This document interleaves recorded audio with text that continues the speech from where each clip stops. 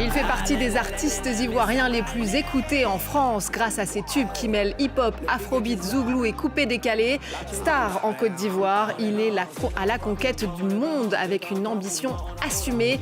Le rappeur Didi B est l'invité de ce nouveau numéro de À l'affiche.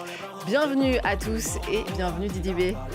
Merci beaucoup. Merci d'être avec nous. Je le disais, votre ascension semble assez inarrêtable. Vous avez dit vouloir devenir une légende de la musique africaine. C'est ça, la clé du succès, se fixer des grands objectifs et assumer son ambition?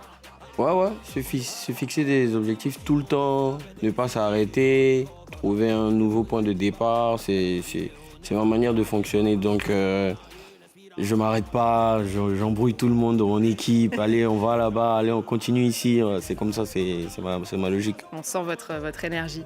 En tout cas, vous avez toujours voulu être artiste. Vous êtes né d'ailleurs dans une famille artistique avec un père producteur et pianiste, c'est ça? Et une maman une mère chorégraphe, ouais. C'est ça. Qu'est-ce qu'ils vous ont transmis de plus précieux? Le travail. Ils m'ont transmis le travail, la force du spectacle, le live, l'acting. Ils m'ont transmis beaucoup de choses, sans le vouloir d'ailleurs, parce qu'on n'a jamais fait de cours ensemble. Mais eux, ils avaient prévu que je fasse d'autres métiers, mais j'étais déjà dans la musique, dans ma tête en fait. Ouais. Vous aviez déjà attrapé le virus et quand vous leur avez dit « moi aussi, je veux être… Bon, ça a été un petit combat à la maison. Mais ils ont fini par comprendre que c'était ce que je voulais du fond du cœur, donc ils m'ont laissé faire et puis ils m'ont accompagné. Votre dernière mixtape, Juventus Nueva Era, est sortie en novembre dernier avec notamment le single Ambry. On va en parler dans quelques instants, mais on va tout de suite se faire une idée en images. Je suis dans le futur, les enfants veulent me coller. Essaye de voler, c'est Bayo qui les met tous en colère. Le femme s'est chargé pour arroser voleur. Hey, ma petite en colère, elle dit bébé je suis là, faut décoller. Oh, le poignet est chargé donc j'ai pas le temps. Viens dehors on t'éteint si t'es partant. De 5 à babi y'a ta langue gratos. On a sorti les bolides à minuit fini. Dehors elle fait la timide, dans la chambre elle a… Alors parlez-nous de ce titre, pourquoi vous l'avez choisi un peu comme une vitrine pour cette nouvelle mixtape?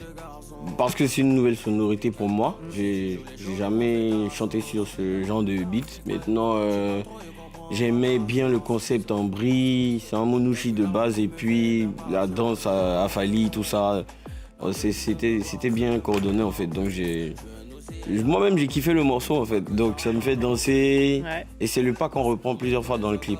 Donc ça a été l'un des titres flèches de mon projet. Donc Ambry, c'est du nouchi, donc cet argot ivoirien qui mélange un peu le français, plusieurs langues africaines. Ça veut dire quoi? Ça veut dire forcément, c'est ça? Ouais, forcément, obligé, à tout prix, Ambry. C'est comme si je disais, on va faire l'émission France 24, Ambry. Ambry, voilà. Exactement, forcément. Vous serez en concert le 19 avril prochain, ici à Paris, au Zénith. Grosse date. Vous aviez déjà donné fait un concert à l'Olympia en février 2024. Ça, c'était aussi à marquer d'une pierre blanche. Avant qu'on en parle, on va regarder ce que ça donne sur scène. Là, c'était à l'Élysée-Montmartre. On était en 2023. Ok. Je buvais un mojito à assis. Vous, instru souffrant, moi, instru soigné. Total décaché de tous vos rappeurs à mon poignet. Comme dans Popette de Thalès, on est dans le triangle, t'es dans la paresse. Si j'ai tout le fillon, que j'ai le palmarès, mon bébé. Le leader, Samo. Ah non, mais la divine, t'as beaucoup d'argent, donnez-moi. Grosse énergie sur scène. Première expérience, premier concert. Franchement, c'est inoubliable. L'Élysée Montmartre, c'était mon premier show avec ma communauté française. Donc voilà, je m'en souviendrai toujours, quoi. Et justement, parlez-nous un peu de ce public français. Comment ça réagit dans la salle? Ça réagit bien. Moi j'ai remarqué qu'ils connaissent beaucoup les paroles des morceaux. Même les morceaux sous-côté que j'ai, ils connaissent bien les morceaux émotionnels que j'ai, ils connaissent bien, donc ça me fait toujours plaisir de faire des concerts ici en France. Ouais, et ils vous attendent de pied ferme le 19. le 19 avril, ça c'est sûr. Vous l'avez vu, un Didi B sur scène, c'est quelque chose. Et on l'avait aussi constaté au stade Houphouët-Boigny à Abidjan. C'était en 2025, il y a quelques mois. 50 000 spectateurs, on peut le dire, en folie. Ouais, peut-être plus de 35 000. Enfin, c'était un chiffre impressionnant, puisque d'ailleurs, c'était une performance qui n'avait pas été faite depuis Alpha Blondy, un certain Alpha Blondy, en 1985. La légende Alpha Blondy, je sais qu'il fait partie de vos modèles. C'était une expérience folle, ça aussi, racontez-nous. Inoubliable, et c'est difficile à croire, mais c'est le concert qui m'a le plus rassuré avant que je monte sur scène, parce que à 17h, c'était déjà plein. Ouais. Donc c'est moi qui étais pressé d'aller commencer mon concert et tout, parce que dans toute la ville, tout le monde me saluait. Didi, tu vois, j'étais avec ma femme, franchement, c'est inoubliable, c'était un gros show, je compte le refaire. Et ça me fait plaisir de l'avoir fait après Alpha Blondy, parce que c'est une grosse légende aussi. Ouais, il fait partie de vos des modèles. Ouais. Et j'ai même un featuring avec lui dans mon précédent album.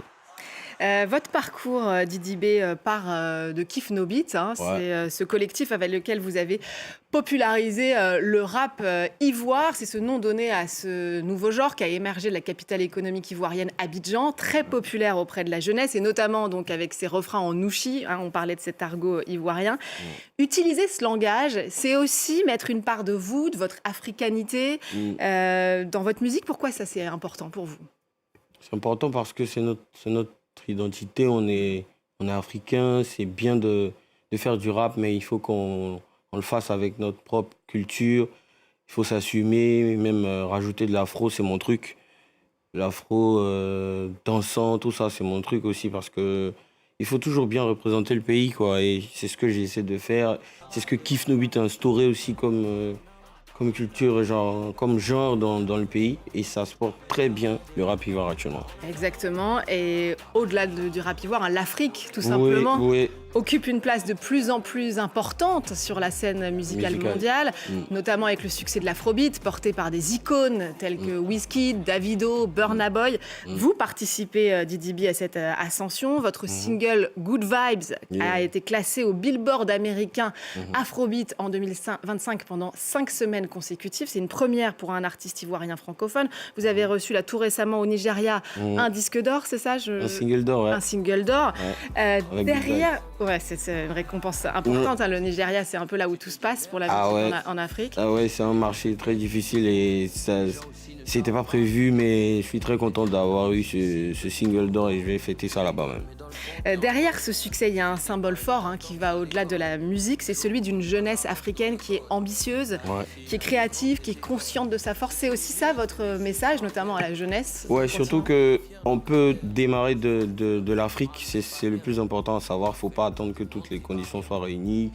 Je veux montrer à ma jeunesse que tu peux y arriver. C'est vrai qu'on regarde à la télé de loin, Wizkid, Beyoncé, tout ça, Davido, mais on peut y arriver en fait. Il faut juste être ambitieux et puis se donner les moyens, se déplacer surtout, travailler. C'est possible, tout est possible en fait. Le travail toujours là.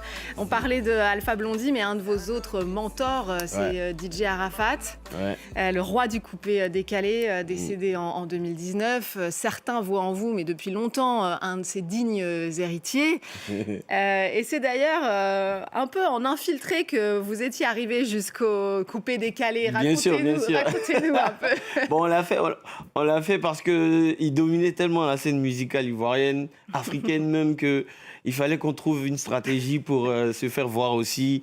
Du coup, on a fait un peu de coupé décalé afro-rap, tu vois. Et on a essayé aussi de finalement collaborer avec lui, ce qui s'est bien passé. C'est l'un de nos meilleurs titres. Ça a fait boom aussi. Et après, lui-même, il a commencé à aimer le rap, tu vois, parce qu'il voyait que notre mouvement avançait. Et par là, on a informé, on a réussi à imposer le rap parce qu'on a dit, voilà, nous, en fait, on est des rappeurs. Voilà, on n'est pas des DJ, donc voilà. Donc l'infiltration avait ça marché. En tout cas, après, assez vite, vous avez bifurqué vers une carrière solo, hein, après Kiff No Beat. Vous dites avoir un peu changé de dimension. Finalement, qu'est-ce que ça vous a apporté de passer en solo? En solo, ça m'a donné plus de responsabilités, plus de travail, parce que d'habitude, on faisait des morceaux, mais on était genre 5, chacun avait une petite partie, le refrain, le couplet. Mais là, en solo, tu réfléchis pour toi-même, tes sons, ton univers, les thèmes que tu vas aborder. Tu parles même souvent avec le cœur. Donc, c'est un peu plus difficile, mais je pense que je me suis bien débrouillé depuis 2021-2020 jusqu'à maintenant. Et Je pense qu'on peut le dire, une bonne ouais. équipe aussi, une très bonne équipe aussi qu'il faut saluer. Et voilà, c'est ça. Et alors là, c'est quoi la suite? Je crois que vous avez un projet mais top secret. J'espère que je vais réussir à vous en faire un peu plus. Bien sûr, on arrive avec un projet, peut-être même 2 avant le Zénith. Avant le Zénith. Il faut qu'on Vous chante. êtes prévenus. C'est vrai que ça fait longtemps que j'ai fait un show en France, mais il faut qu'on chante encore plus de nouveaux morceaux, quoi. Ok, et ben vous êtes prévenus chez vous, Didi B, il faut le suivre, ça va vite, les projets s'enchaînent. Merci beaucoup d'être venu nous voir dans À l'affiche. On va finir à chaque fois, comme à chaque fois avec nos grands invités, par un coup de cœur. Et vous vouliez nous parler de Magic System, c'est ça? Ouais, c'est les légendes qui m'ont considéré dernièrement dans leur album. J'ai vraiment aimé la passe qu'ils m'ont fait et j'aime bien le morceau Donny Donny parce que ça représente beaucoup ma carrière, genre petit à petit. Petit à petit, exactement. Merci encore Didi B. La mixtape Juventus Nueva Era est disponible et vous serez donc en concert le 19 avril au Zénith ici à Paris. Et puis suivez-le parce que il y a plein de choses à arriver. En Brie, évidemment, forcément. Merci beaucoup aussi à vous de nous avoir suivis. N'oubliez pas de nous retrouver sur france24.com ainsi que sur tous nos réseaux sociaux. On se quitte donc sur des images de Magic System avec Donny Donny, extrait de leur 12e album qui marque leurs 30 ans de carrière déjà. Je vous laisse découvrir et vous dis à très vite. On va pas reculer. Si tu es fort, tu vas pas reculer. On va pas reculer. Si tu es fort, tu vas pas reculer.